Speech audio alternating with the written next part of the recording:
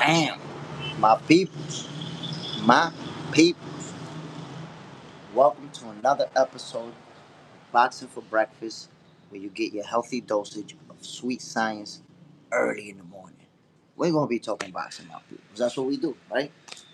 Today, I'm going to have a special guest joining me, um, Mrs. Tiffany Daniels, and she's a professional boxing judge. She's also a USA boxing official, and we're going to be talking about the scoring system, how they score amateur fights, how they score professional fights, and we can have a better understanding of, sometimes we could watch a fight and maybe we thought that it was close, but the scoring was lopsided, and a judge, someone who's a professional judge, can give us a better understanding of how this can happen.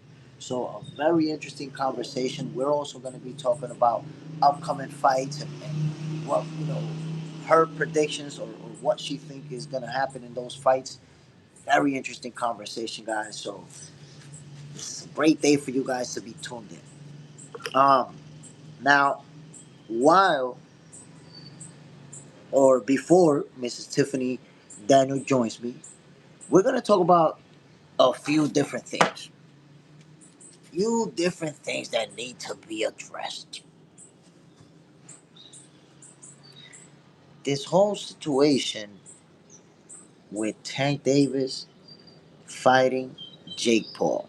Well, exhibitioning Jake Paul, right? I don't want to say fighting. He's exhibitioning Jake Paul. And it's like fans are split down the middle when it comes to that. Because you have the fans who are focusing on the personal aspect that he's getting the money, and then you have the fans who are saying, well, he's not fighting who he should be fighting, and he will get money with them too. He will get millions with them too. So I guess it's all about perspective. I think if I look at if I look at it from the personal point of view, then I have to agree. I have to say, yeah, he should fight and get this bag with this guy, and but if I'm looking at it from the perspective of a fan, of course I want to see Tank Davis fight the best.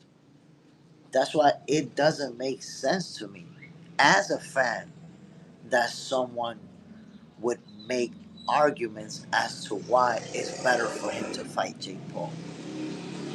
Man, like I said, from a personal point of view, I see it. Like if I knew Tank personally, or if I'm his friend, a family member, I'll be like, yo, Tank, forget Roach. This dude might beat you, and then you could lose that bag. Go get that bag. That's what I would do, right? But as a fan, just watching them on TV, watching the fights, I want to see the best fight the best. Tank Davis is not going to be an exception just because he could get a lot of money with somebody else. Damn that. I don't care about that. You're gonna make millions regardless. You're gonna fight this guy, make millions, that guy make millions, and every time you fight, you're gonna make millions. So I don't care about all that. I want to see you fight Shakur Stevenson.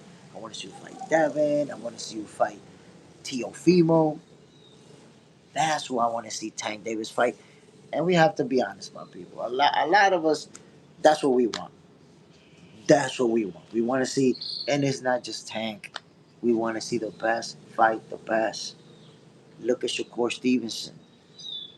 Shakur Stevenson, one of the things that his haters got say about him is that he ain't fight nobody. He ain't fight nobody.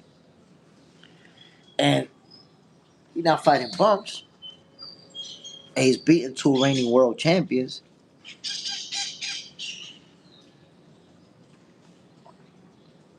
But that's the new social media thing.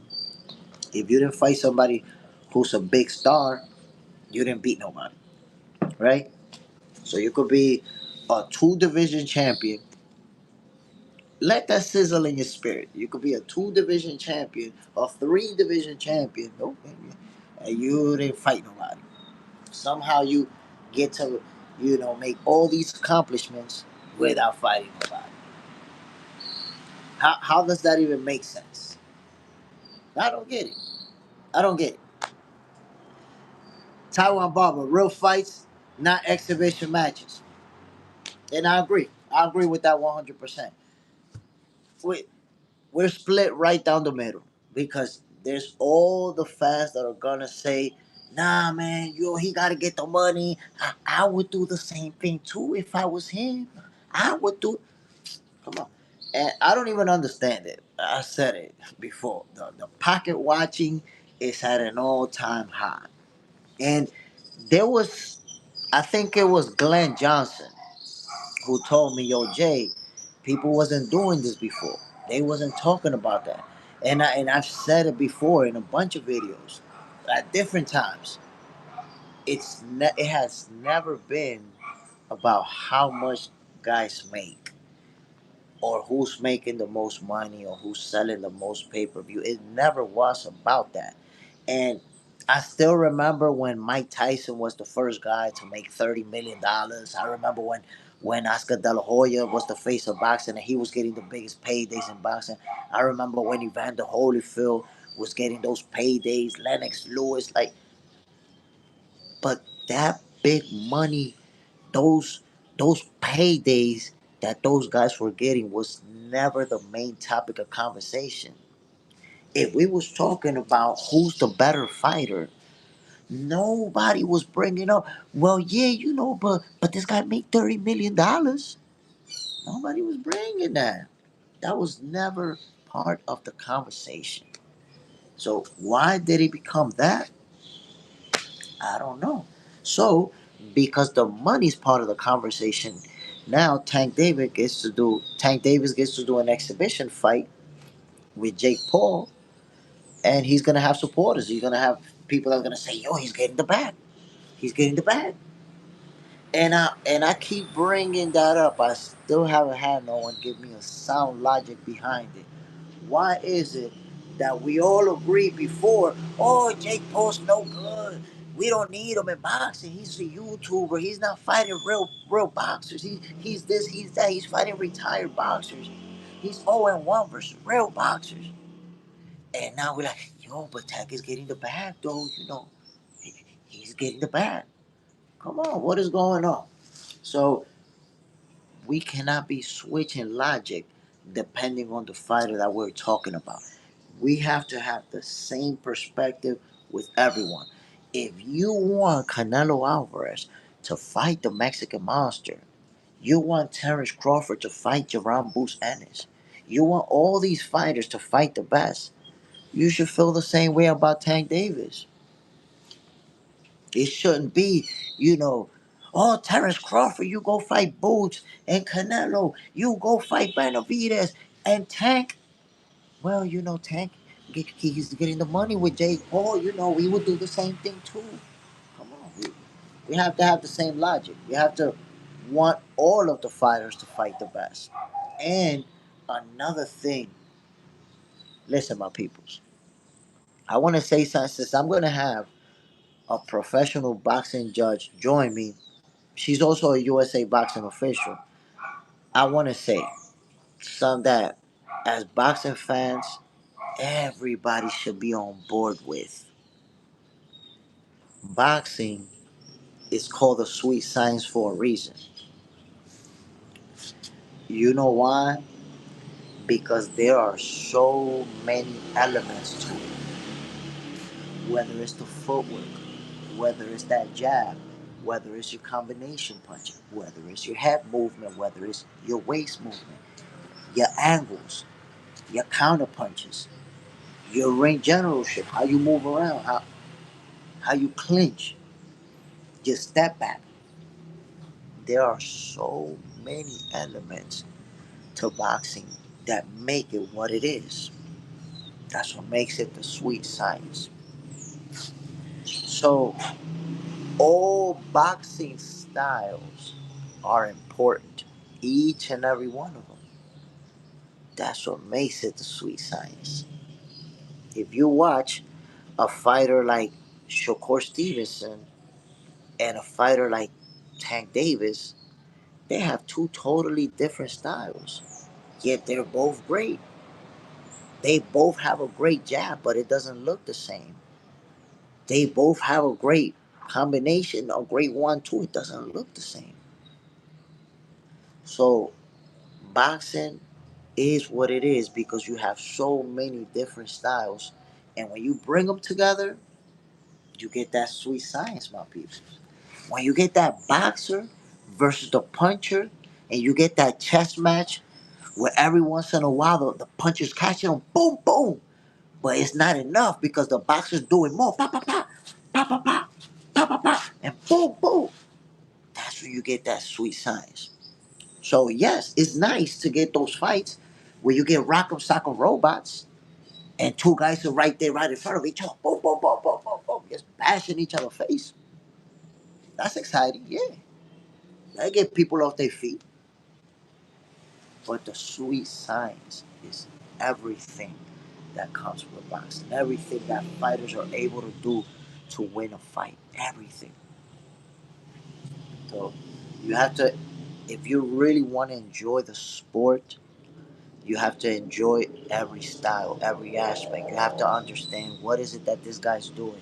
Maybe I'm not having fun with it, like but what's interesting about it? How is he able to win in a boring fashion? There's interesting aspects in every style of boxing. Glenn Johnson, boxing for breakfast. Let's go, champ. Salute, Glenn. Bam. Appreciate you dropping in, my brother. And and that's why I think that it's a great opportunity to have a professional boxing judge or USA boxing official join us to talk to us about the scoring system. Why? Because how often do we not see a fight where we don't agree with the scoring? We're like, nah, that didn't make sense. This didn't make sense. Well, who better than a professional judge to explain it to us? Because the one thing, guys, that you know about me, I don't cap. I'll talk to you about something that I know, but I'm not gonna tell you stuff that I don't know about. I won't do that. I will have somebody come over and use their expertise to explain it to us. So Mrs. Tiffany Daniels, a little bit later down the line, she's gonna join us, and I'm telling you, it's gonna be very interesting for us and you guys, by the way, will have the opportunity to ask her your questions. You know, it, it could be about a fight. Why was it scored this way? What's her opinion on it? It's gonna be a very interesting conversation, my people. Real talk. Al Booger, temprano. Salute, my brother. Bam. Appreciate you dropping in. You already know it, my brother. Another episode of Boxing for Breakfast where you get your healthy dosage of sweet science early in the morning. We have professional boxing judge, USA boxing official, Mrs. Tiffany Daniels. She's going to join me, I think, in about half an hour, 45 minutes, something like that. And it's going to be a very interesting conversation, my people. So I hope that you're tuned in. Um, but, again, when it comes to the way we fans perceive these fights, you shouldn't want everybody to just stand in the middle of the ring and bash each other's face in. Number one, because they not animals, man. You want people to be brain dead in the future. That's number one. And number two, because like I told you, every single style of boxing is what make up the sweet science. If everybody fought the same way, boxing would be predictable. Boxing would be predictable. But no, everybody has. It's like MMA. Think about MMA, guys. In MMA, you have guys that are real good strikers and they suck at grappling. And then you have guys that are really good at grappling and they can't strike to save their lives. And then you have fighters that are more complete that do it all. Glenn Johnson. See different styles clash so beautiful. Which style will prevail? That's what I'm talking about. When you have a boxer and a puncher it's always gonna be the same narrative. Nah, the puncher's gonna knock him out. The puncher's too strong. And then the other side, like, nah, yo, this boxer's too nice. He's not gonna catch him with that. He's gonna outbox him. We only get to see it when they step in the ring. That's what makes Shakur Stevenson and Tank Davis such an interesting matchup. The classic case of the boxer and the puncher. We all I don't know anyone that doesn't want to see that fight. Everybody wants to see that fight. That's why I told you guys a few. And listen, the first time I said it was a few years ago. I said if Shakur Stevenson and Tank Davis fight each other, Shakur's gonna beat him. And people telling me Tank is gonna knock him out. Tank is too strong. Shakur's not gonna be able to handle it. And look at the way that their careers are playing out. Shakur Stevenson might, we don't know yet, but he might end up fighting Teofimo Lopez next, while Tank Davis is going to be doing an exhibition show with Jake Paul. Come on, man. Who who really now believes that Tank wants to fight Shakur?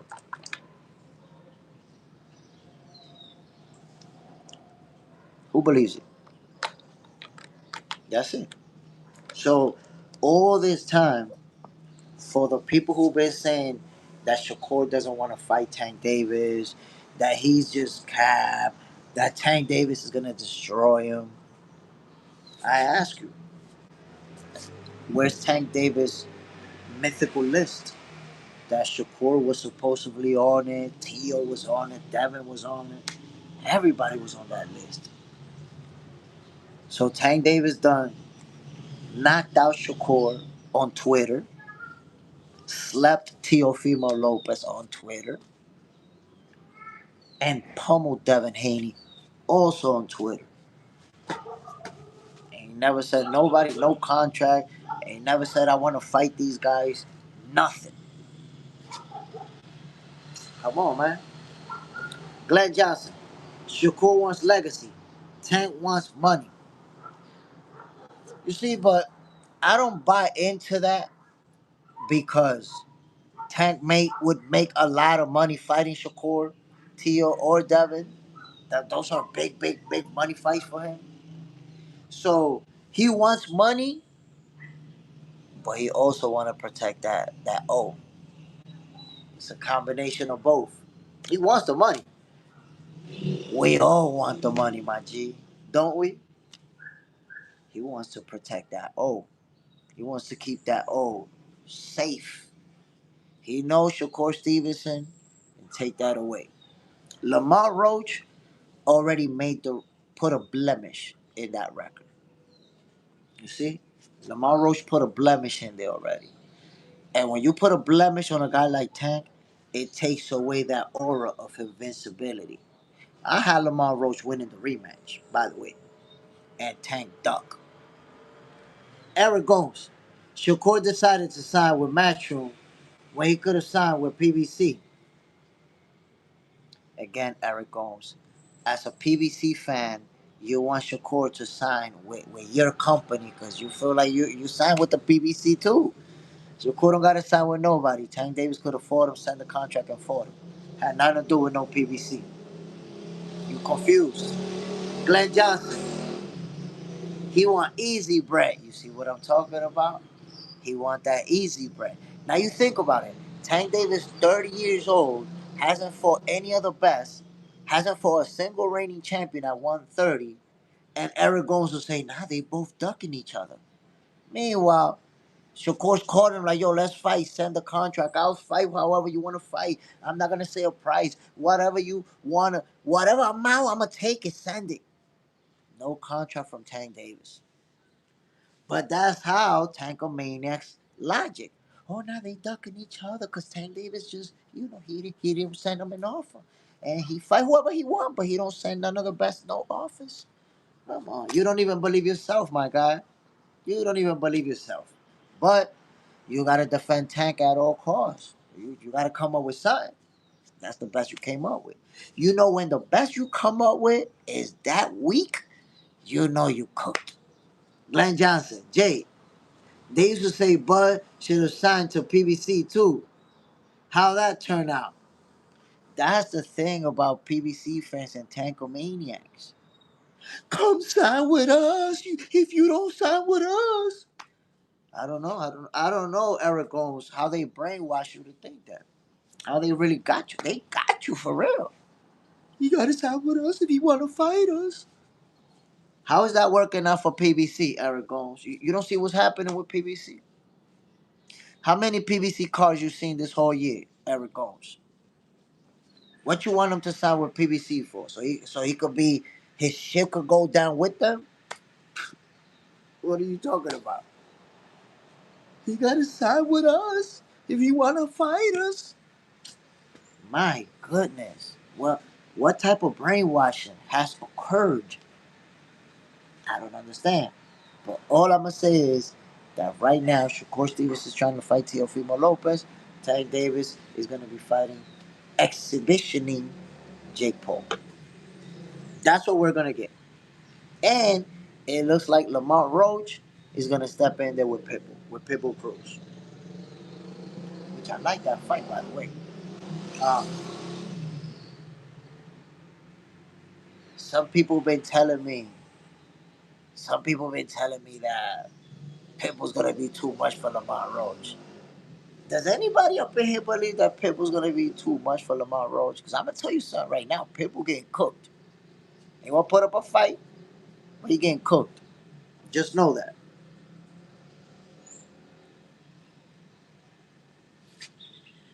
Yo, what's good, my brother? Yeah, I'm gonna let him know. By the way, I'm live right now, man. Tune in. Boxing for breakfast is lit right now. But yeah, my peoples. And let me say something. I'm gonna just bring it randomly to you guys. Serve it to you. Look at this. Check this out. Terrence Crawford is the face of boxing. Did you see that? Terrence Crawford is the face of boxing. Giving it to you like a kamehameha. You get that?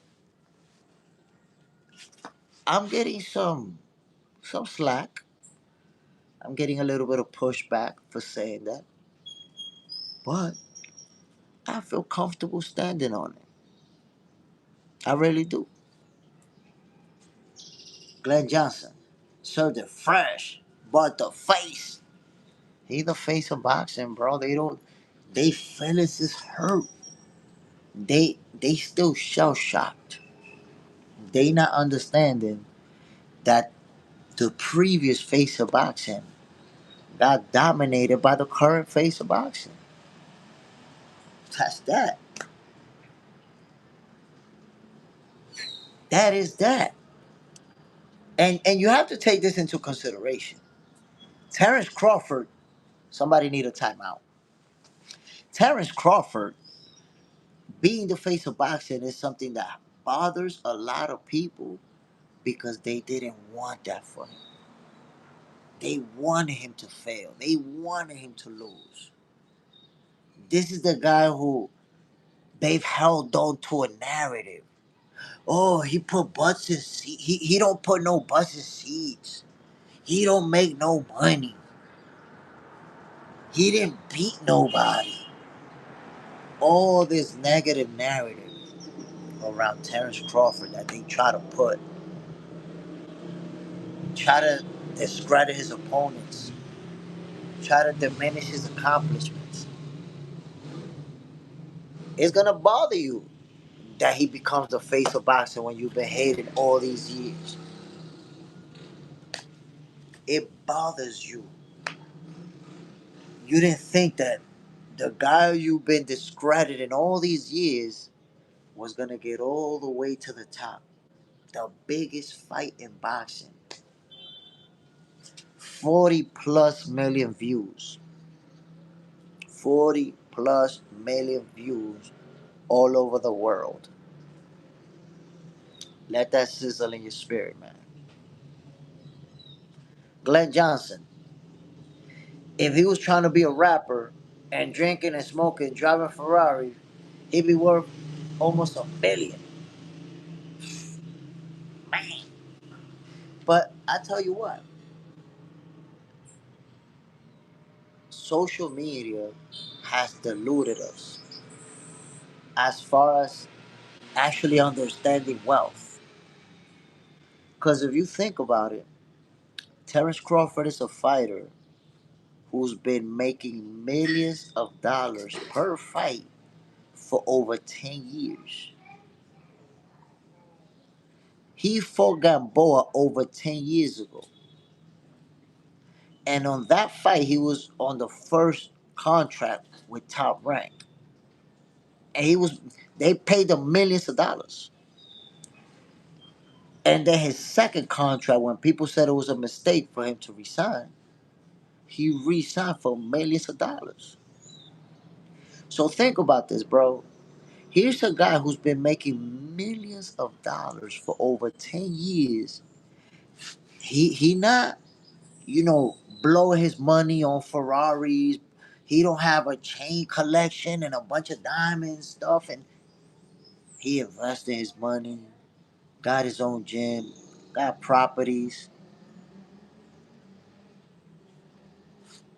This guy's wealthy for the rest of his life if he don't work a day again. Yet today you might still see people saying, "Nah, yo, I hope he get a payday, man. He deserve a payday." Like, yo, this guy got millions and millions of dollars, and your broke ass talking about you hope he get a payday. How goofy does somebody sound? But that's how social media has people deluded. You think that the only millionaires is the guys that's making 30 million a fight.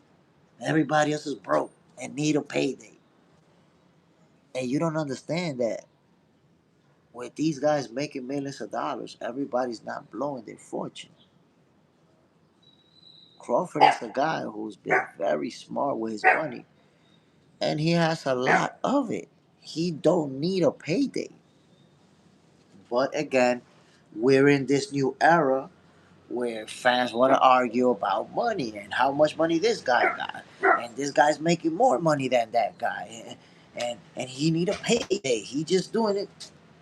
Remember all the people that were saying that Crawford only moved up to fight Canelo for a payday because he knew he was getting knocked out. Remember that? Hey, yo, what the hell? Look at this dog, be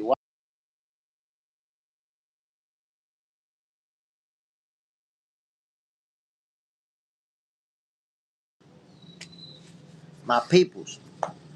Y'all already know. I want to say welcome to another episode of Boxing for Breakfast, where you get a healthy dosage of sweet science early in the morning. Salute to everybody who's tuning in this morning, man. We got a special episode for you guys. Um, Professional boxing judge and USA boxing official Tiffanie Daniels is going to join me later this morning, and we're going to be talking about the scoring system. We're going to talk about how they score amateur fights versus how they score professional fights. We're going to make that comparison. If you notice in the amateurs, you can see a match where they're going back and forth. And at the end of the round, you look at the score, that should be 2-1. Like, God damn, how is only 2-1? And then you watch a professional fight that looks the same way. And at the end, when you look at the punch stats, you got 30 punches landed. We're like, whoa. So we'll get to see the difference between how these fights are scored. And that's something that I find interesting, and I wanted to bring it to you guys because in November I'm going to be at a huge tournament here in the Dominican Republic, an amateur tournament, and some of the best in the country are going to be there competing. And I'm gonna be talking to a judge, and we're gonna be talking about amateur boxing and the scoring system. And now you guys will have a little bit more understanding when we get to these fights in November. Gonna be super competitive, super fun to watch. I'm telling you, some of the best in the Dominican Republic will be competing in that tournament. And I got invited to cover that event. I'm going to be live. So I'm actually going to cover everything, my peoples. I'm talking about, I'm going to be live for all the fights, for everything. Even the ceremony in the beginning, I'm going to be live. I'm going to bring it all to you guys. I want you guys to see how we get down out here with these elite level amateur fighters.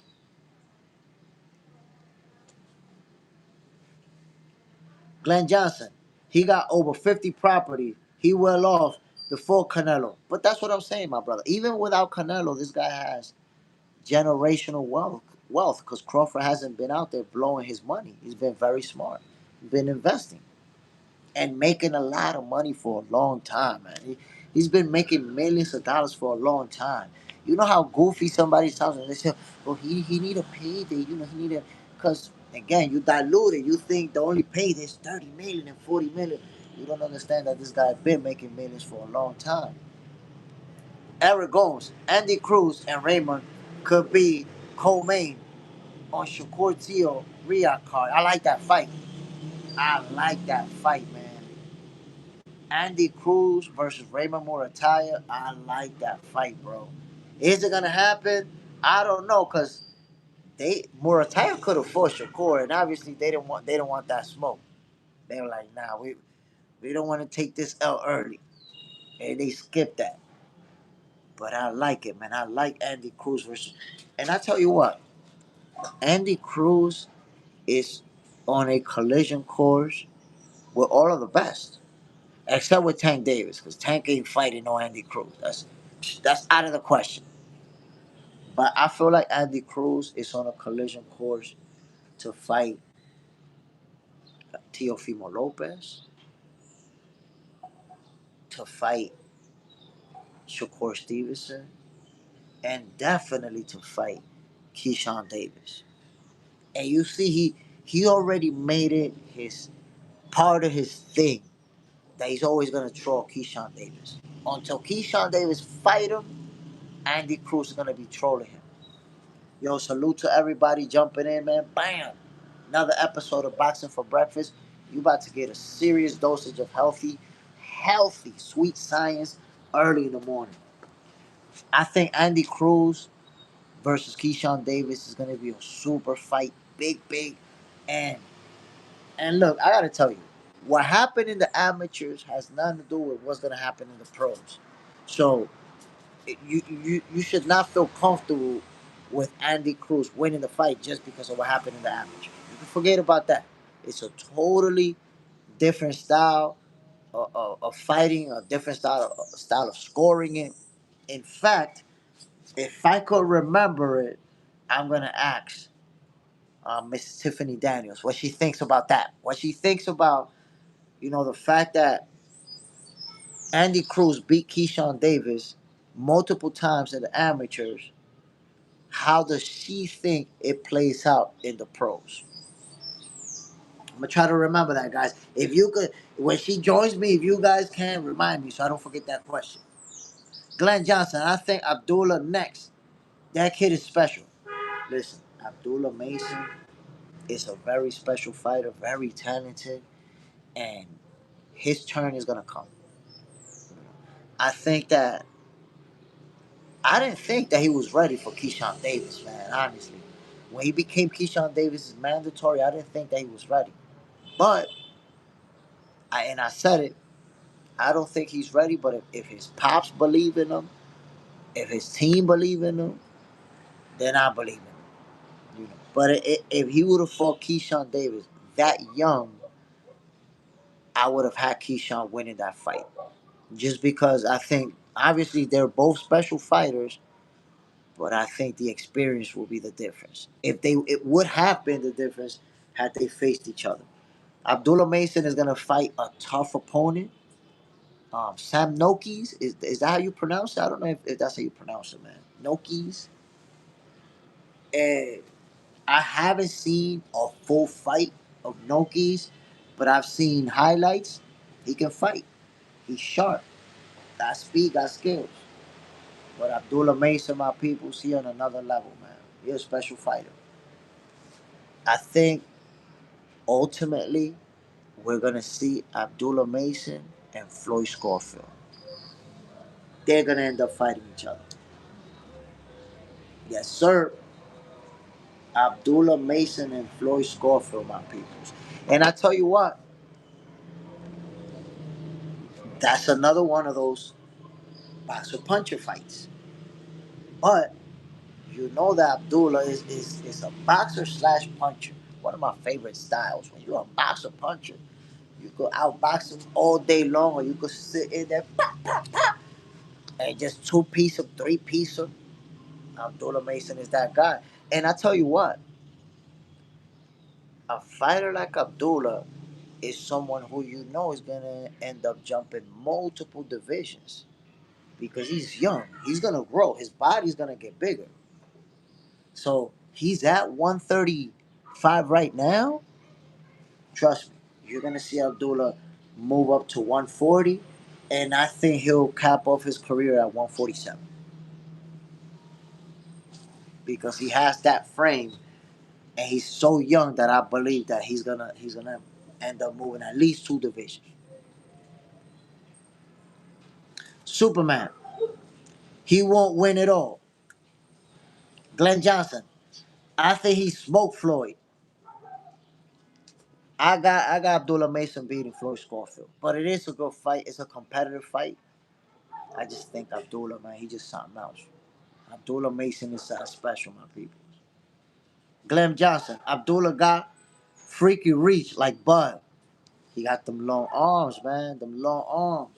You see, that's something, and you bring that up, Glenn Johnson, and I mentioned that during the lead up to Crawford versus Canelo. I told people, look at the frame that they have. Canelo is short with the shorter arms, and Crawford is a little bit taller than Canelo with the long ass arms. And that made a huge difference, man. You saw it. You saw that jab. People didn't see it coming. I saw it coming. That jab in Canelo's face. Pop, pop. Canelo trying to find his way on the inside. Getting punched in the face on his way in. Superman, Andy Cruz won't win it all. I don't know what you feel that way about Andy Cruz, bro. Why would you say that, man? Why would you say that, bro? You're gonna be disappointed. You're gonna be very disappointed. Because Andy Cruz is the truth. So for you to say he won't win it all, it doesn't seem like you understand what he brings to the table. I can tell you right now, Andy Cruz, without a shred of doubt, will be a world champion. Without a shred of doubt. Does he? What he has? He got like a secondary belt or something. That's not a major title. Got a little secondary strap. But now, what I can tell you is that Tank Davis is not looking like he's trying to win it all. That I could tell you. Tank ain't trying to win it all no more. He gave up. Now fans gotta just support exhibition fights. The fans that hated exhibition fights, now they gotta support exhibition fights. That's the way the cookie crumbles, bro. That is the way the cookie crumbles. Who's really trying to get the fights? Who's really trying to fight the best? Just do boxing. Peace, Jay. Salute, my brother. Bam. Appreciate you dropping in. By the way, USA boxing official and professional judge Tiffanie Daniels is going to join me in about 15, 20 minutes, half an hour, something like that. And we're going to be talking about the scoring system. We're going to be comparing how they score fights in the amateurs versus how they score them in the professionals. Very interesting conversation, my peoples. Glenn Johnson, Andy will be a world champion sooner rather than later. That's a fact. That is 100% facts. Andy is a very, very special fighter. Every time he step in the ring, you see that. And if you don't see it, I don't know what to tell you. There's some fighters that you just see they have that it factor. And just remember, Andy Cruz, after being a gold medalist and beating Keyshawn Davis, he turns professional And when he goes to the United States, what does he do? Goes and to Team Bozy. So he's now with Bozy. He be sparring with Jerome Boots Ennis, who's a lot bigger than him, but obviously a special talent too. So the development of Andy Cruz under Bozy and working with that team has been incredible. And I'm talking about his development technically, physically, what you see, it's only a matter of time before he become a world champion. Andy Cruz is a special fighter. So if you don't believe in him, I don't know what to tell you, fam, but you will soon. You will definitely be believing soon, bro. And let me tell you something. Keyshawn Davis is one of my favorite fighters. And I point that out because I'm not telling you that Andy Cruz is gonna beat him. They not even in the same weight class. Andy Cruz at 135 and Keyshawn Davis at 140. But I do believe that at some point they're gonna end up meeting up and it's gonna be a real good fight, real competitive fight. They already know each other. Even though they've developed as professionals, because you see Andy Cruz is a different fighter, and so is Keyshawn Davis from when they was amateurs. But they know each other in a way. They share the ring, and they share the ring multiple times. It's kind of like Roach and Tank. They only share the ring a couple of times as amateurs. But Roach fought Tank like he felt comfortable around him. Like you can't do nothing to me. I know you. I know what you do on the inside. I know what you like to do. Glenn Johnson. This mad random. But can you imagine if Regondo would have to the States as a young it would have made it to the States as a young man? That would have been crazy. El Chacal. El Chacal. Yeah, man. Regondo, he was a great fighter and he actually got some real good wins, you know, late, because he was older already. That's the only disadvantage with Cuban fighters. A lot of times they they make it to the US, by the time they're already in their late 30s. So they miss a lot of time. But that's not just with US fighters. There's other fighters who for different reasons don't make it to actually fighting in the US till later in their 30s. There's European fighters who are in similar, but the problem with Cuba is that they don't allow their guys to turn pro. So guys have to stay in the amateurs until they're able to get out of there. The Hydro Grind. Andy beat Keyshawn 4 times. Good morning, my peoples. So he beat him 4 times, but I was in the amateurs. You have to take that into consideration. The amateurs and the pros is something different. And we are going to have a judge, a professional judge, who's going to tell us the difference. So it's the perfect timing for us to be talking about this. I think, yes, and you know what? I think it's funny because I've seen Andy Cruz wearing a shirt that says "I'm Keyshawn Davis' daddy" or something like that. Keyshawn's daddy or something like that. So Andy Cruz, you're gonna see him continue to troll Keyshawn Davis until they make that fight happen. And when they do make that fight happen, when they're in the same weight class, because right now they're not gonna be right, but when they're in the same weight class and we get that fight, the lead up to the fight, the pressers is gonna be crazy. It's gonna be crazy. I could already imagine Andy Cruz, probably with a fake baby. Yeah, this is my baby right here, Keyshawn Davis. Some crazy stuff like that. And Keyshawn Davis dying to put hands on him. Like, yeah, this is a different ball game out here. We're not in the amateurs no more. It's not the same scoring system and all that. So Keyshawn Davis versus Andy Cruz, that's gonna be a big, big, big fight, my people. Major, major.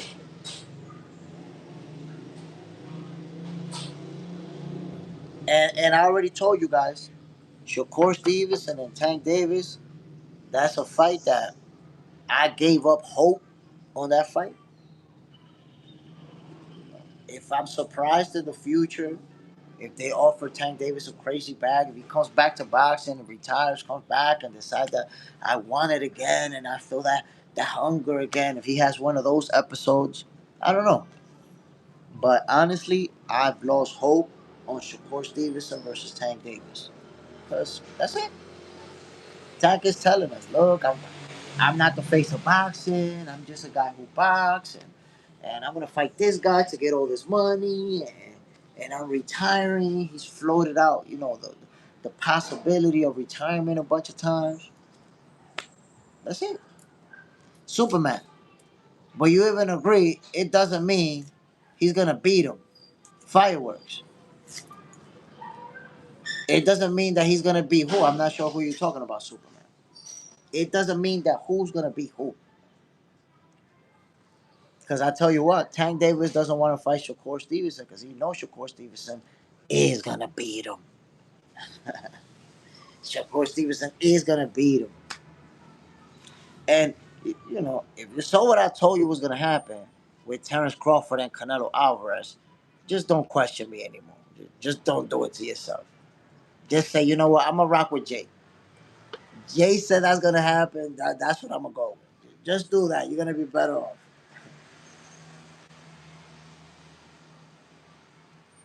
And I want to say something, guys, about the scoring system. If you think about it, there's fights where we see it as it went one way, but the scorecards go the other way. Some fights we think, oh, he blew him out of there. He beat him up. And then we see the scores and the scores are close. We're going to be talking about that. We're going to have a better understanding of what's taken into consideration to render those scores. Boom. Superman. Yes, because I answer while you're talking. So you be moving fast to just next talking points. My bad, bro. Shakur box Tank ears off. Well, I have to agree with you. I have to agree with you. Shakur is gonna put all type of hands on Tank. But I'm saying he's gonna put all type of hands on Tank, but he's not going to. Tank ain't trying to fight him. That's it. We have to give up on that idea and start being hopeful about other fights. Let's be hopeful about other possible showdowns. That's just my perception, my peoples. My perception.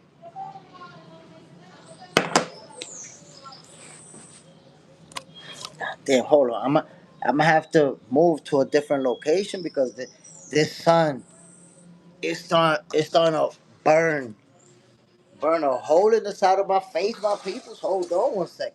Golly. This sun is not playing around with me, y'all.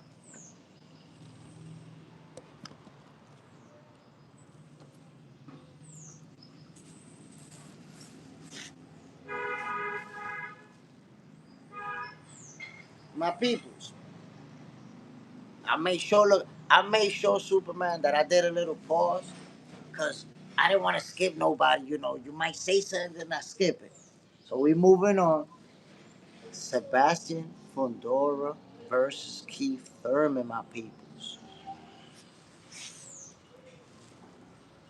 Does anybody in here think that Keith Thurman is just gonna get washed, or that Fondora's gonna knock him out?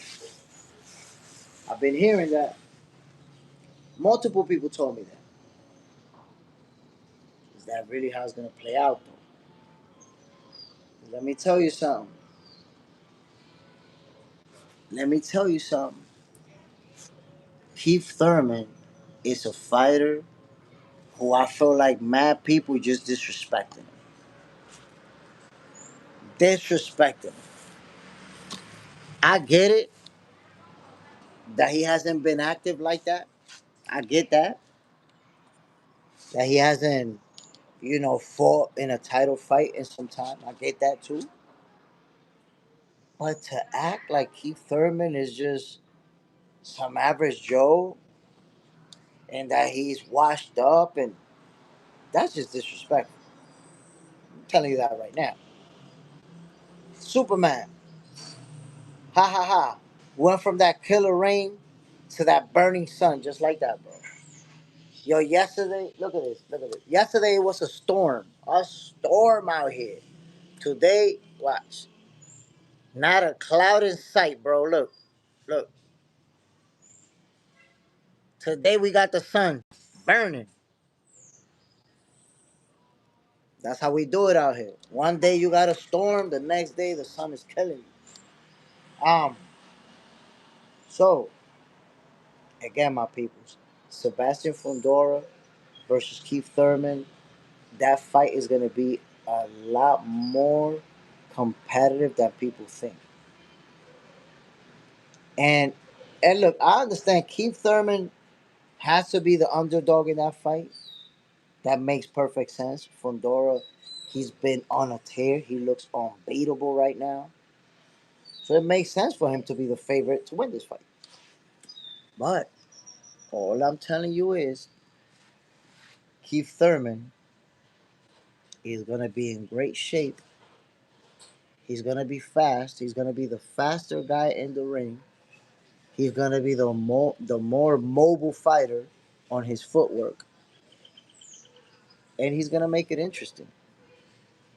Keith Thurman is not there to lose. He's not there to get beat and collect a check. I promise you. One time got a chip on his shoulder. And he wants to become a world champion again. He wants to prove that he could do it again. And this could even be his last opportunity to get that fight with the guy.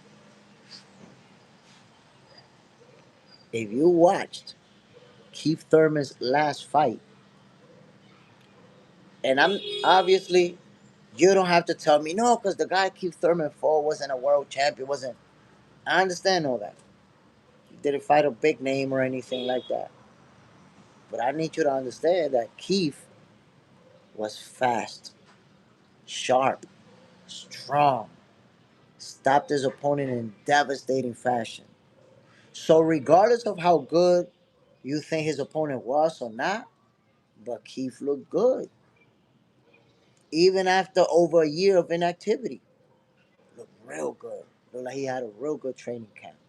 You didn't see no signs of ring rust in that fight. So Keith Thurman is going to be competitive versus Fundora. Don't expect him to just step in there and get washed. Superman. But Fundora getting better every fight, that's a fact. That is a fact. Fundora, one of the things that you've seen get better and better is that jab. That jab is quicker. He's using it more now. He's setting up punches more off of the jab. And he's using it for range. I don't know if you guys remember one of the things that we used to say about Fundora is like, why is he so tall and always fighting on the inside? Always trading leather. He's not using his height and reach advantages. And lately, I think for Fundora, it seems like it was a turning point when he beat the first time that he beat Tim Tszyu. Because in the beginning of that fight, he was trading a lot. And as they went into the later rounds, he started using his footwork more, moving more, bang, bang, using the jab. I remember hearing his corner tell him, use the jab more. And ever since that fight, it seems like I'm seeing him use it more, use that distance more, successfully. So, but it's like I said, even though right now Sebastian Fundora looks unbeatable, because he really does, Keith Thurman is a great fighter. You cannot sleep on one time. Don't do it, my people. Do not sleep on Keith one time Thurman. Because he's not, this dude is not there to get cooked. He's not there to get beat. None of that. None of it, my peoples. So all I'm saying is that is gonna be a more interesting fight than a lot of people expect.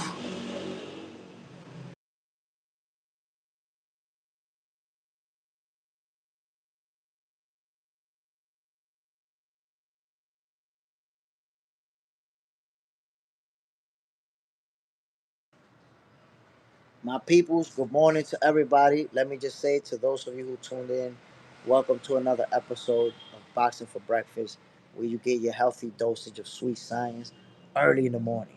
Listen, today's a special episode.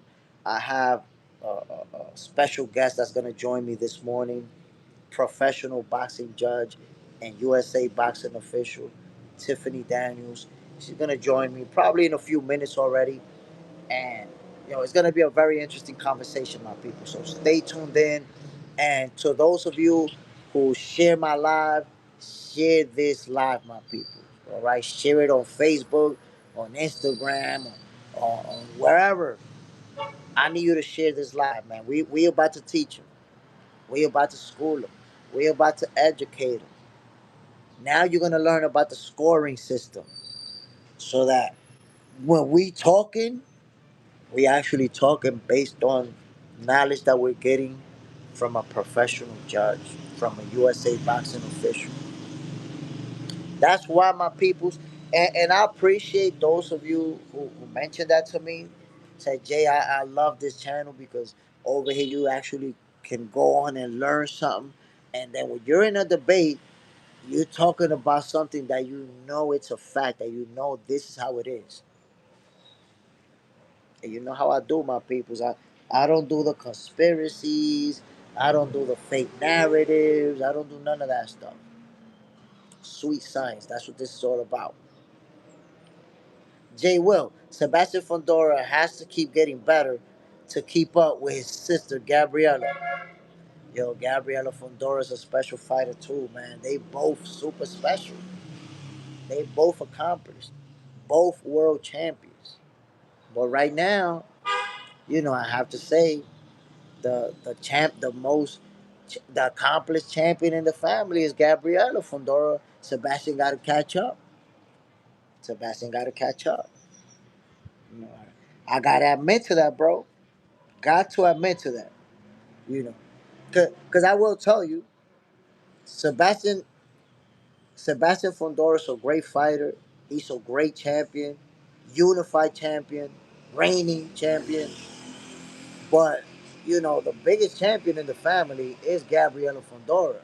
She's the undisputed champion, the youngest undisputed champion in boxing.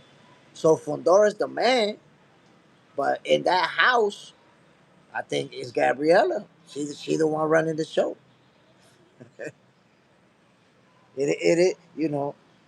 I'm only speaking facts. Ernest Morales. I believe that Keith can make it interesting, but too many false comebacks. I think that's what you were saying. False comebacks. It's not about too many false comebacks or not, my brother. It's about, can he put it together that night? Look, it's an uphill battle for sure. But Fondora's an uphill battle for everybody. For everybody in that division.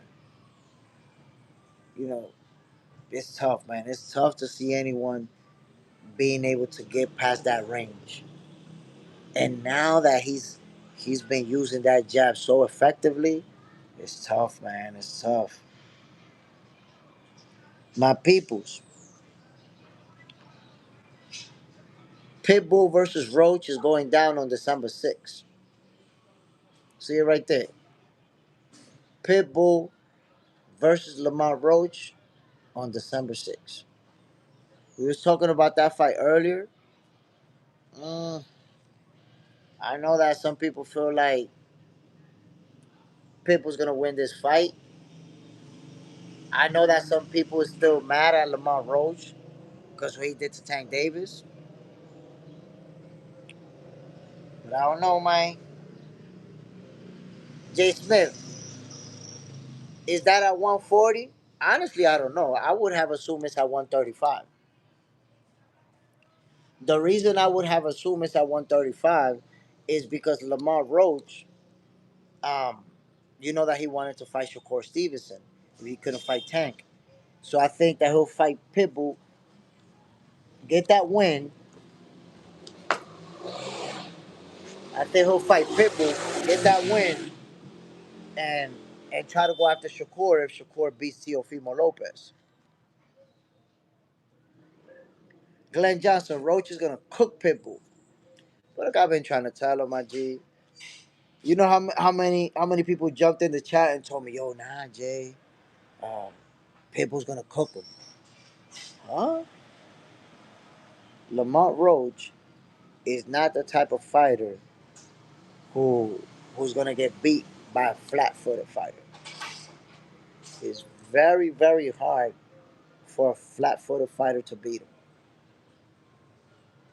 Lamont Roach is the type of fighter who gets beat by a boxer, a guy who can match him in his movement, his speed, and some of the things that he does. His only loss is to Jamal Herring, a boxer, a guy with boxing skills.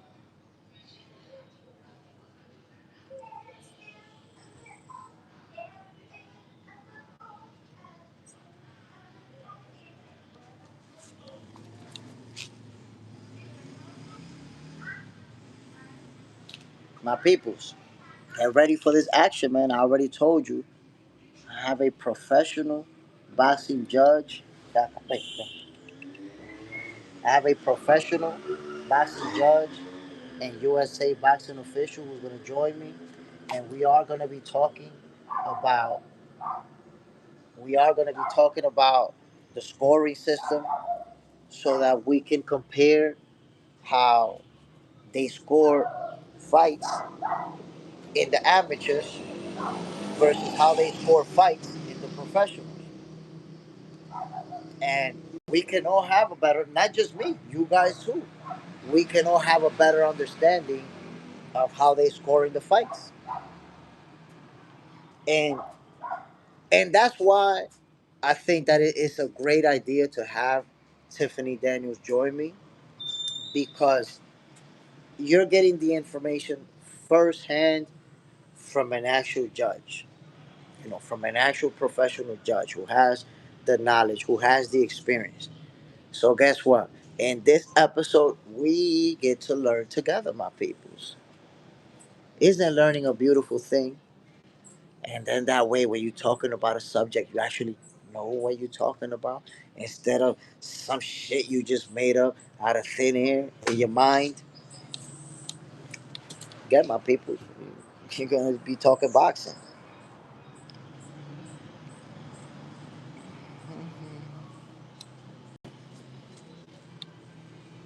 Jay Will, you do great with guests like with Rick Glazer. Appreciate it, my brother. And I'm gonna have to listen. I'm gonna tell you something. I'm gonna talk to Rick Glazer soon. I'm gonna hit him up. You know why? Because me and him spoke about Crawford versus Canelo multiple times. He had Crawford winning that fight too. He had Crawford winning. So I'm going to holler at Rick real soon. J Max, sup J Smith? Salute. Bam. Ernest Morales. I'm an underdog type of guy and would like him to show up, but just don't see it. I got Roach. Yeah, man, I got Roach winning that fight. I got Roach winning. It, you know, I would say Pitbull is the type of fighter who has the skills. He applies the pressure. He has the power to make it an interesting fight. He could make it an interesting fight.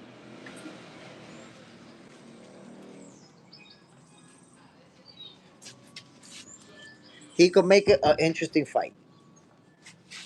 But I don't see him beating Lamont Roach. I don't see that happen. Just because you saw Roach fight Tank Davis inside of a phone booth for 12 rounds. This guy was walking Tank Davis down. And whenever Tank Davis stopped, Lamar Roach traded with him and beat him on many of the exchanges. So if you walking down Tank Davis, how is Pitbull gonna, do better than that?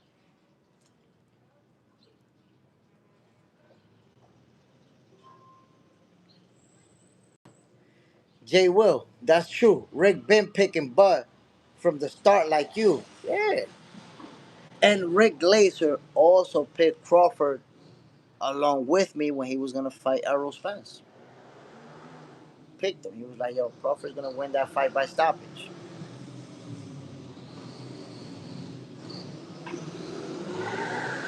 J Max, first time back on since Crawford played God.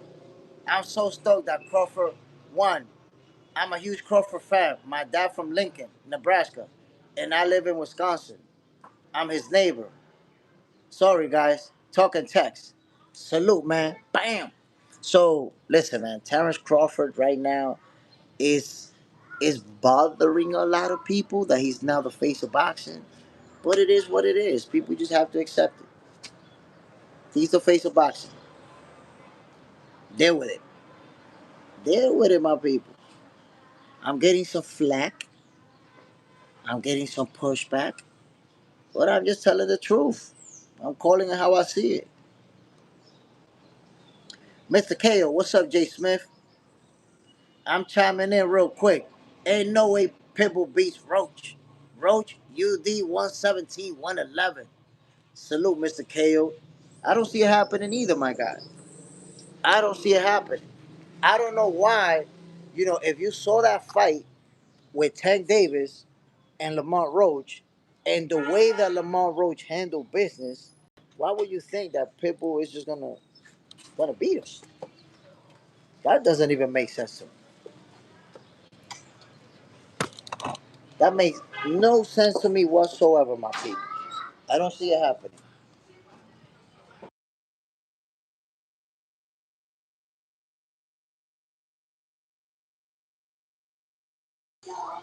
Vamos a ver, eso lo meter bien. Sí, yo quiero tu muñequito. I'll take it for you. Yo te quiero. Although my people, let me put some cartoons for my son real quick. My peoples, good morning to everybody tuning in. Another episode of Boxing for Breakfast. I have a professional judge and USA boxing official who's going to join me in a few minutes. We're going to be talking boxing. Stay tuned, my people. It's going to be super interesting. Let me put some cartoons for my son. He want to watch some cartoons right now. Hold on one second, my people.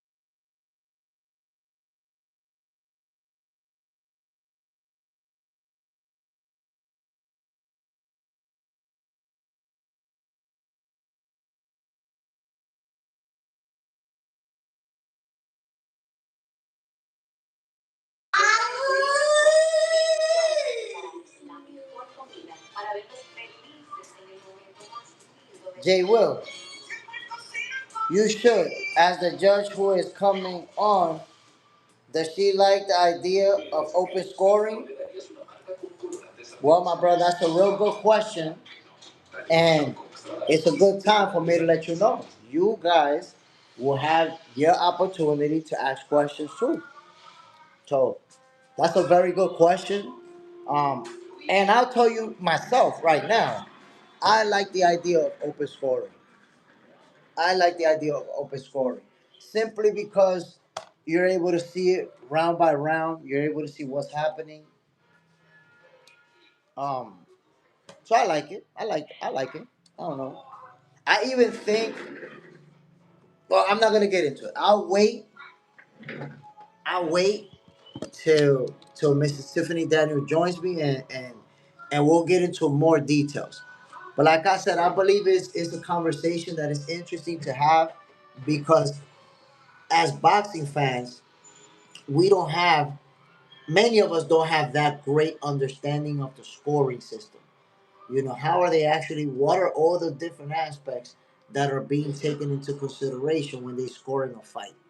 So now you guys get to see it. You get to see, you know, how what a judge is looking at when they're scoring it, whether it's in the amateur game or in the professional. Because remember, Mrs. Tiffany Daniels is a professional judge, but she's also a USA boxing official. So come on now. What better place to get information about scoring fights than from a professional judge?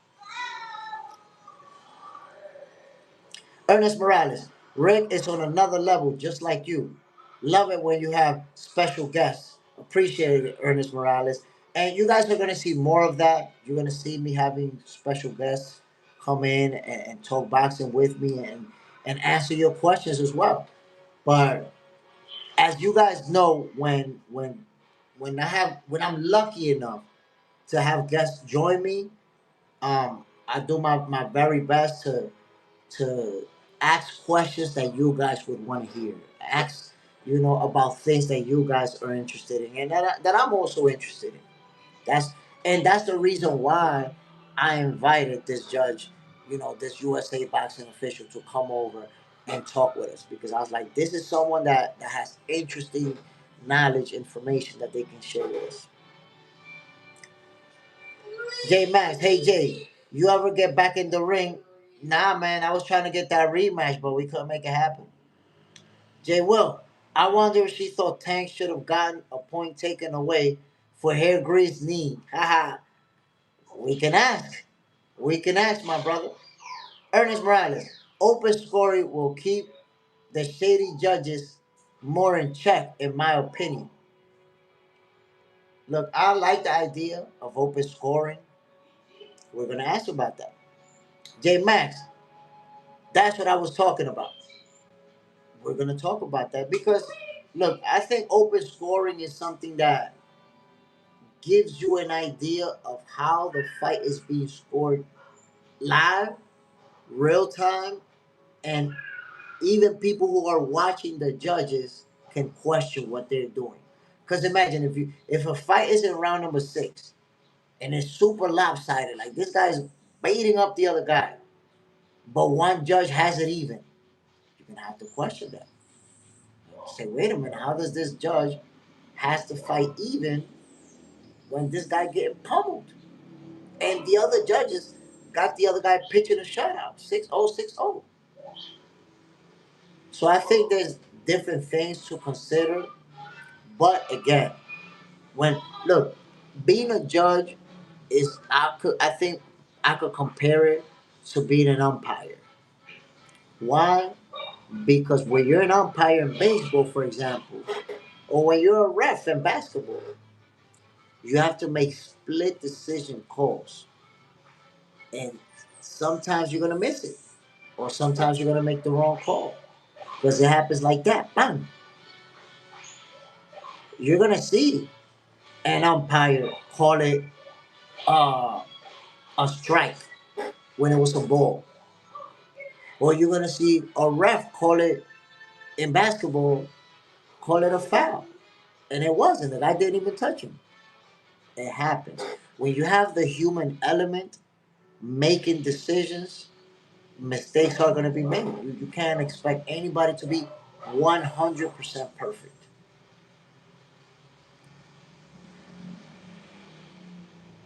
Glenn Johnson, we need someone to overlook the judges too at this point. I mean, I think that there is someone overlooking the judges. You know, there's like a commission or something like that. Um, but it's hard for me to tell you. You know, we can ask Mrs. Tiffany Daniels, but it's hard for me to say how that process works. But I believe there is someone overlooking them and someone that they meet up with or give them feedback about the scores that they rendered. You have the opportunity to ask them. Hold on 1 second. Let me send it again. Hold on 1 second, my peoples. Copy link.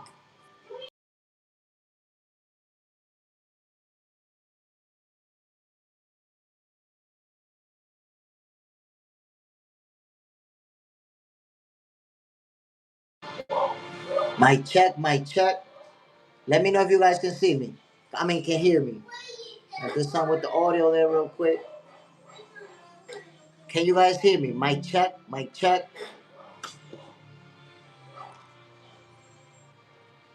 Let me know how's the audio, my peoples. I want to make sure I don't want to be talking to myself. My check, my check. We hear you. Yes. Okay. Okay. Perfect. Perfect.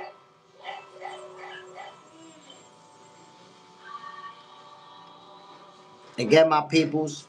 Um, I think we're having a very interesting conversation today. The audio is good. Yes. We need that audio to be good. Again, we're having a very interesting conversation today because, we were just talking about how Keyshawn Davis and Andy Cruz fought in the amateurs, and they're gonna fight again in the professionals. So let me just say, my peoples, to me, it's an honor and a privilege to have someone like Mrs. Tiffany Daniels join me to talk and answer some of our questions. Without further ado, man,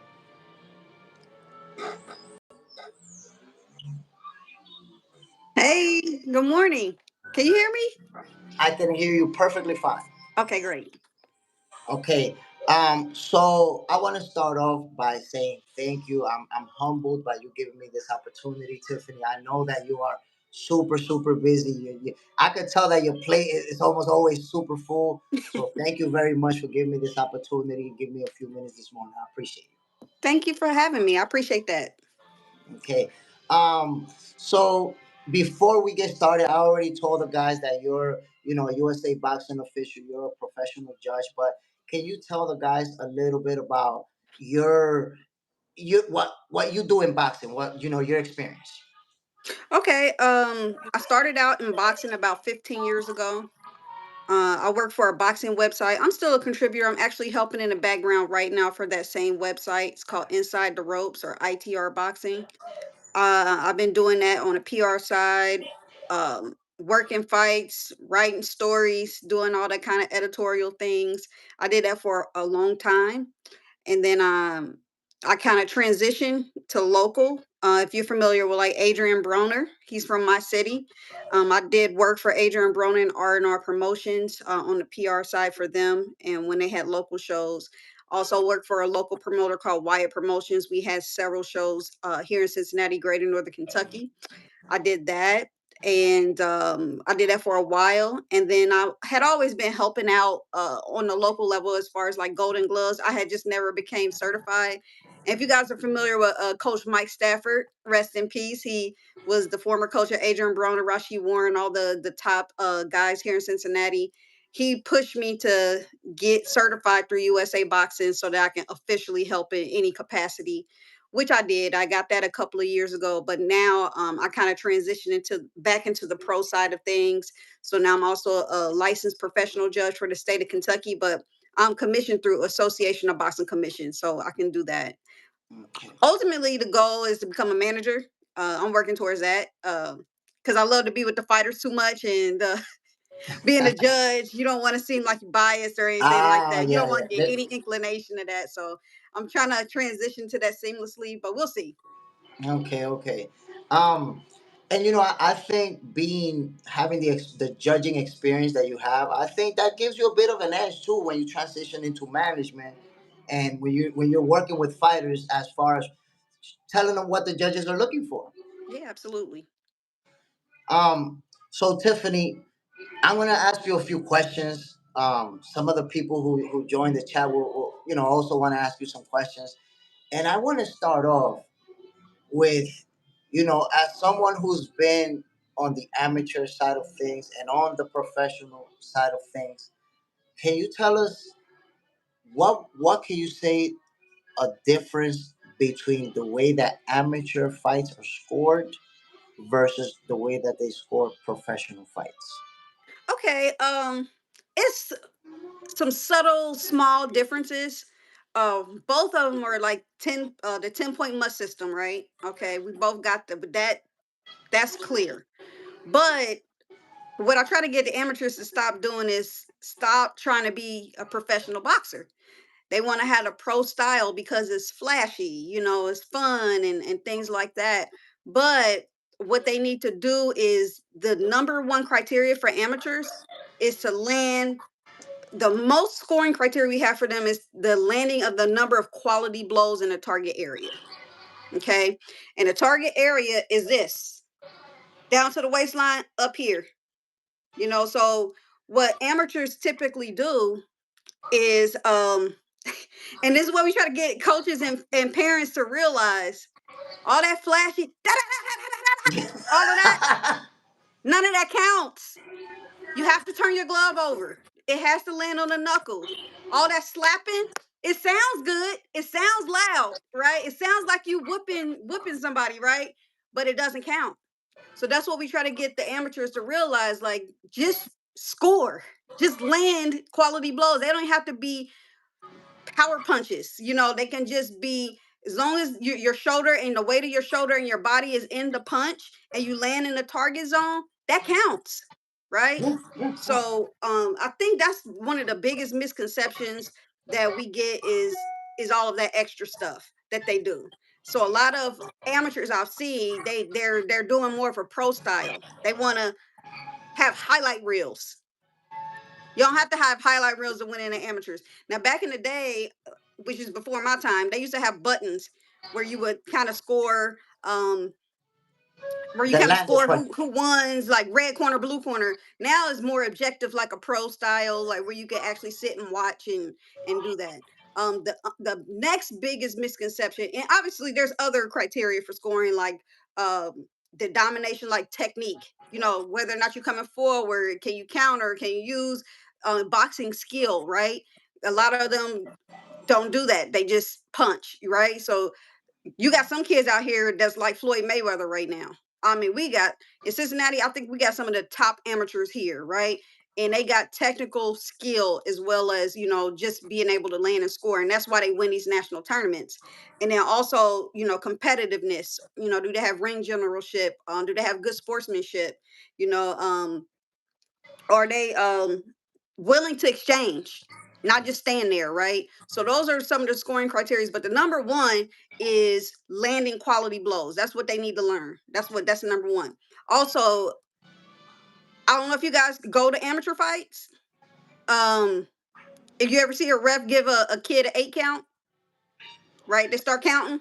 Yeah. They put the other person in the neutral corner. That's not a 10-8 round. This is not the pros. You can On point. still you can still get a 8 count. The ref can count you out and you can still win the round.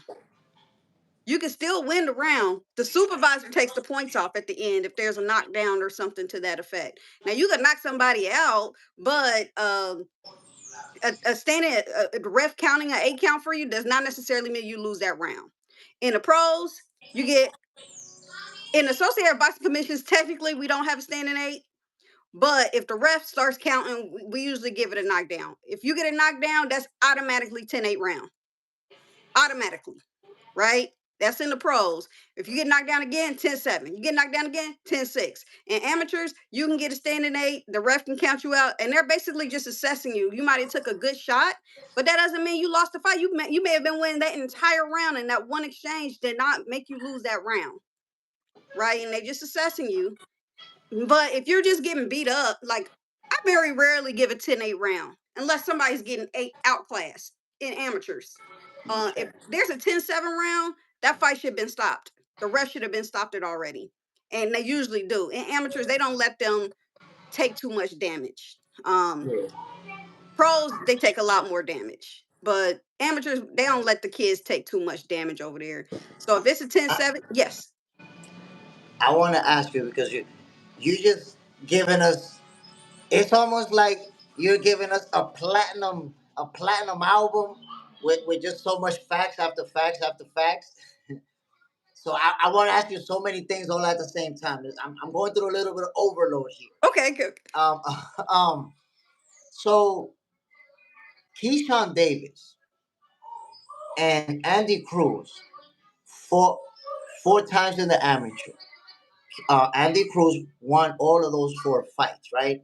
Hmm. We know that it's not the same type of style. It's not the same type of fight. Plus, both of them have developed a lot ever since. They're pretty much different fighters since they faced each other.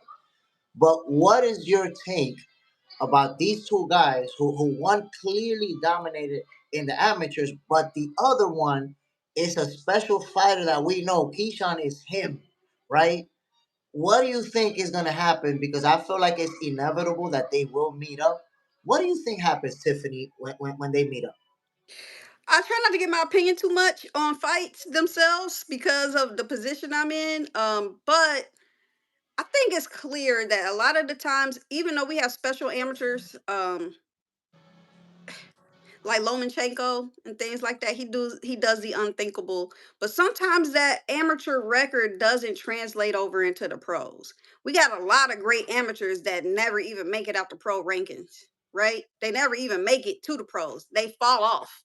Yeah. So I really try not to judge people based on their amateur pedigree because they could turn out and become a fantastic or a world champion, undisputed champion of the world, and if we based it on, their amateur record,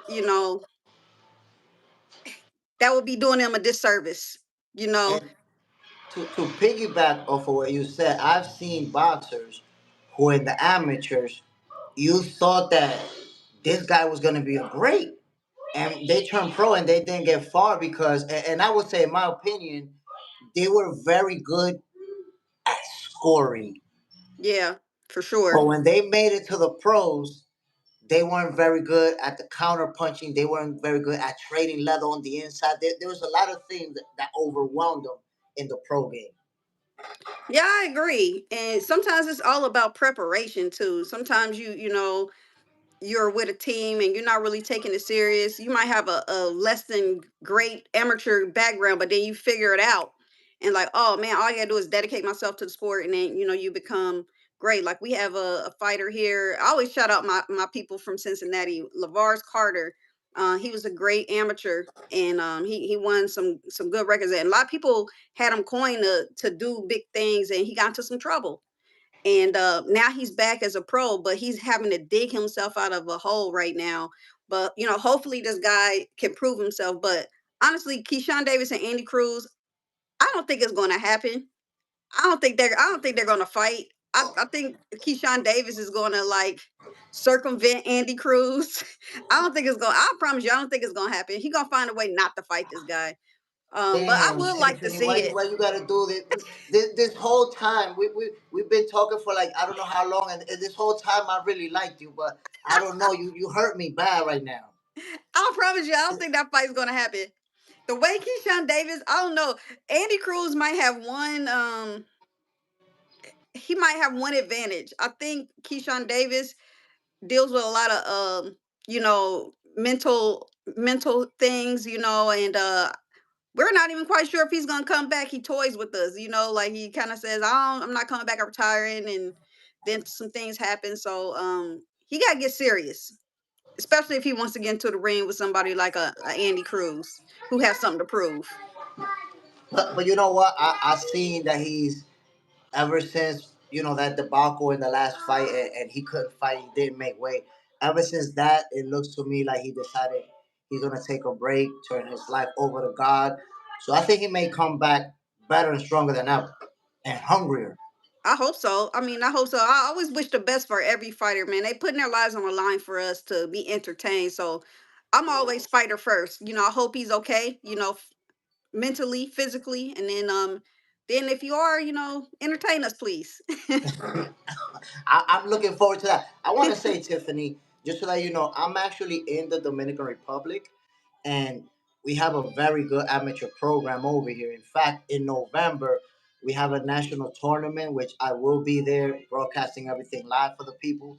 And in fact, you may be aware of this because you work with USA officials and everything, but in the last Olympics we had two medalists in boxing, a silver medalist and I think a bronze medalist. I can't remember right now. And like we have some real good boxing going on over here. And what I've noticed, what I can tell you a difference between this small third world country, that's accomplishing on the amateur side and even on the professionals, is that these guys, since money's not really an option, like you're not gonna come out of here and have somebody sign you and give you any kind of money. It's Yeah, just not happening, right? So these guys, they're literally fighting in the amateurs, and some of them I've seen it myself, Tiffany. They don't know what they're gonna have for breakfast tomorrow. I've seen guys win a medal, and he don't know what's gonna be his breakfast tomorrow, literally. So yeah. their whole mindset is, this is it right here. This is my only way out. If not, I don't know what's gonna happen with my life. So I think that puts them in a space where it's like, I don't have nothing else. I agree. Yeah, that's deep. Yeah, that's deep. It's a situation, and something that I want to tell you about, Tiffany, that because of the things that you're doing and the mindset that I see you have, I want you to take this into consideration.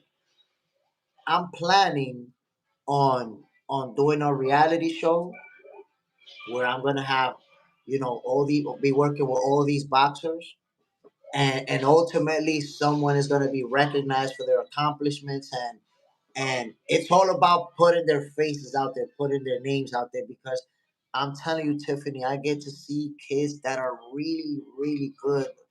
You're talking about kids that are winning on an international stage, winning, Yeah, beating the last guy I saw beat somebody from Cuba who was a gold medalist in the Pan Am Games and everything, and this guy like washed them. So I'm seeing some real special kids down here, and I don't know, maybe there's something that we can make happen. yeah, for sure, for sure. I always tell the kids too. They think they're the best in the nation. I'm like, you ain't hit international yet. When you go world, let's talk. But they think they're the best, and then you want to make sure that they know that you gotta go to the next step. But yeah, for sure. And that's one thing that I would say to kids who have an opportunity, who have resources behind them, who has all these different tools available. Take advantage of every single second, every single moment, because there's somebody out there who his tools and resources is the truck of a tire, a jump rope, and some punching gloves that are like 5 years old, ripped apart. That's his resources. Yeah, for Until he sure, makes it into a tournament and they invite him to go to a nice gym, this guy's training with almost nothing. And it, if you face a guy like that with all of your resources and all of your flash, and you don't, and you're not coming in there focused, this guy's hungry. That hunger is gonna beat your ass. for sure. Yeah, definitely keep me posted about that reality show. Maybe it's something we can definitely work on, or get some sponsors or something like that. Yeah, yeah. Let's talk offline, because I think when I we get into the details, I think you're gonna find it very interesting. Something real special. Cool. Tiffany, before we get out of here, is there anyone that you want to give a shout out to? Anyone that you want to say anything to? The stage is yours. Okay. As usual, I want to shout out my hometown in Ohio runs boxing. We got Ohio runs boxing, Marcus Nall, city of Cincinnati. I'm out of Real Deal Boxing Gym as far as an official goes. So shout out to all my guys. They're prepping for their show, which is Aaron Pryor Belt Show. It's October 18th in city of Cincinnati. We have some other amateur boxing shows available. I don't really shout out the pros too much as far as shows, because like I said, if I'm working a fight, especially, I might share the flyer, but I don't want to seem like there's any bias, because that's another one. I don't want people to. I want people to realize it's against the rules to go for the hometown person. I know a lot of people say, "Oh, they're in their hometown." You're not supposed to do that. Okay, Yeah. that's another myth that I want people to not think about. And if you ever have questions about judging or how it is to judge ringside, let me know. It's a lot different than watching it on TV. I promise you. Well, I Um, got one. I got one. I got one. I know I was ready to let you go, but I told you I'm going through brain overload over here. um, what happens if, let's say, you watch a fight, you yourself are judging a fight, right? And yeah. at the end of that fight, you and another judge score it a blowout. It goes 12 rounds, but you're giving 10 rounds to one fighter. But then another judge, the third judge, scores it a draw. Is there some type of review, or it is what it is? On an amateur level, they can come up to the supervisor and ask to see the scores. I don't think that nothing is really done, but they want to see, like, because sometimes we can have three judges, sometimes we can have five, right? And if four judges see it one way and one sees it another way, come on, they probably lost, right? We don't know Yeah. what the other judge was doing over there. Maybe they was in La La Land. I don't know. But you got to be professional when you're presenting yourself as a professional judge. But there's nothing really to review. But we are, a lot of the times, guys, we are ranked amateur and pro.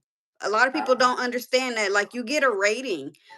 You can go on BoxRec right now, look me up, and you can see what my scores are compared to the other judges that I fought. So, that's another thing that you think about as far as a judge, right? So you always want to make sure that you are judging the fight fairly, that you're giving the fight to the person it belongs to, right? Because people are watching. People are watching. They watch everything. You could be sitting ringside. You better be glued into that fight because somebody got a video camera. They gonna be watching everything that you do. And if they don't, and if their fighter doesn't win, they're gonna pull up that video and say, "Oh, she wasn't looking at my fighter. She was looking over there." You know what I mean? It's like little things. So you got to be professional, but we are ranked. If you look me up, you can find my scores and see how I did against other judges. And I don't want to be that judge that has my name plastered on TV and I gave the wrong score to somebody, right? You'll never live that down. I Yeah. promise. They won't hire you. People talk shit about you. I don't want to be a part of that. Tiffany, Jay Will has a question for you. He asks, "What do you think about open scoring in the professional, in the pros?" I like open scoring. Honestly, I do. I feel like it'll give the fight. We have open scoring in amateurs. On a national level. On a national level, let me say that. Like, if you watch the nationals on USA Boxing, they usually have open scoring, and it's open scoring at the ring. So the kids know, the coaches know, oh my God, we got to get this round, or they know if they up and down or how it's being split. So I'm not opposed to that for pros. I'm not opposed to that at all. Okay. Okay. Okay, well, that's what I have for you, Tiffany, man. I really want to say thank you once again. I'm humbled that you would come on and answer these questions for us. And I'll hit you up privately offline so that we can discuss about, what I mentioned earlier. Somebody asked the Hydrogram, what do I think about the rest decision in the Tank versus Roach fight? Horrible. Tank should have lost. That was an abandon. His team came up on the apron. He should have lost that freaking fight. They cheated Lamont Roach. That's what my opinion is.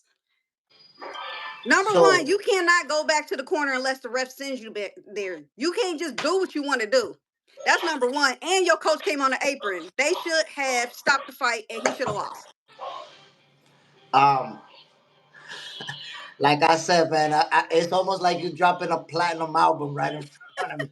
So let me just say, Tiffany, this is what I try to tell everybody that I saw, right? And I don't have any of your experience or your knowledge as a judge. But what I saw, number one, he took a knee and nothing happened. Number two, he turned his back away on the fighter and the referee, which I've seen fighters get disqualified for that. I've seen them say, Yeah. no, you abandoned.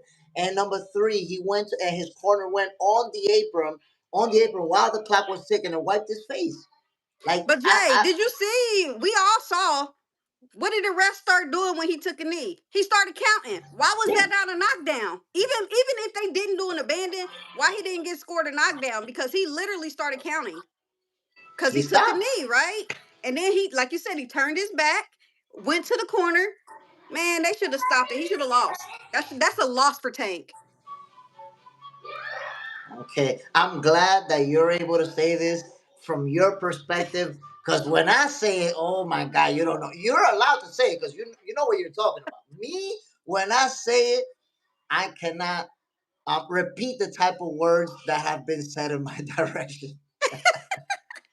And just for the record, Tank, don't try to ice me out because I said you lost. Don't try Nah, to nah, put me. nah. And listen, listen. We love Tank Davis, but what happened happened, and we all saw Yeah, the facts are the facts. I'm only speaking facts. That's a fact. it. Tiffany, salute to you. I appreciate you, and I look forward to talking to you again. Thank you. Thank you for having me. All right, bye bye. Bye bye. My peoples, there you have it. Professional judge, USA boxing official, Tiffany Daniels. Salute, man. I really appreciate you joining. And I hope you guys enjoyed that conversation. I think it was very meaningful for us to see someone explain to us the difference in the amateur boxing and the professional boxing and how they're scoring and what are the things that they're looking at. And this is what I try to tell you, my guys, that I want to talk to you based off of actual knowledge. Some of you, those of you who were here this morning, when you argue with somebody about the scoring, when you argue with somebody about the cards, you heard it directly from a professional boxing judge. You heard it directly from a USA boxing official. So you know, I could stand on what I'm gonna say. When I tell you the amateur scoring, this is taken into consideration, I could stand on it because I know the source that I got it from. And you guys got it from the same source as me, Mrs. Tiffany Daniels. Bam. Just do boxing. Dope. Bill J. Salute, my brother. You already know what it is, my G. Us that's out here doing this real boxing stuff, we're always going to build with the people that is also doing the same thing, that is also involved in the same thing. So I feel very, very humbled, even privileged that, you know, folks in the boxing community have given me these opportunities. And you're going to see more of it. You know, Boxing for Breakfast is going to be a show where you're going to see boxers, you're going to see trainers, you're going to see promoters coming in and saying their piece. We're going to always talk about interesting topics that you guys want to talk about. My peoples, I want to give a shout out to everybody who tuned in this morning. Just Do Boxing, Superman, Black Jericho, Corey B's in the building. Salute, my brother. And everybody else who tuned in, man. Glenn Johnson, Jay Will, uh, everybody, man, everybody. I appreciate you guys tuning in. Boxing for Breakfast would not be the same if it wasn't for you guys. Our Booger was in the building. Corey B, thanks, Jay Smith. We love the inside, Tiffany. Man, listen, I'm so glad that I was able to bring Tiffany in to talk to us because again, it's not the same thing when you just have two people who don't really know about something arguing back and forth. What are we really arguing about? We don't know a damn thing about the scoring system. Nah, let's bring in the professional to teach us, to school us, to let us know how it really works out. And there you have it. And I try to look, man. I try to ignore some of you. Yo, y'all some funny ass dudes, man. I see some of you in the comments. Yo, she mad pretty. She's beautiful, bro. I'm trying to focus on the conversation over here, man.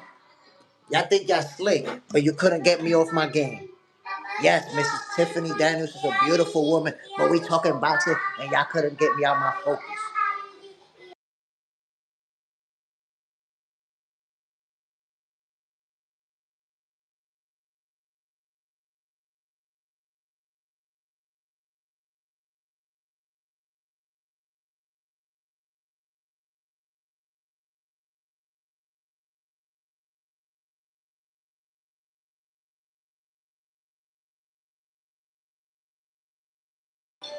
Y'all think y'all slick? Go get the money. Pretty black queen. Al Booger. Great guest. I appreciate you, my brother. Bam. Black Jericho. Sorry, Jay Smith. Ah, but you wasn't gonna get me out my focus though. Wasn't gonna get me out my focus. Which one you want, Ryan? You want this one? Oh, look at the game. Más sabor sin complicarte. Facilísimo.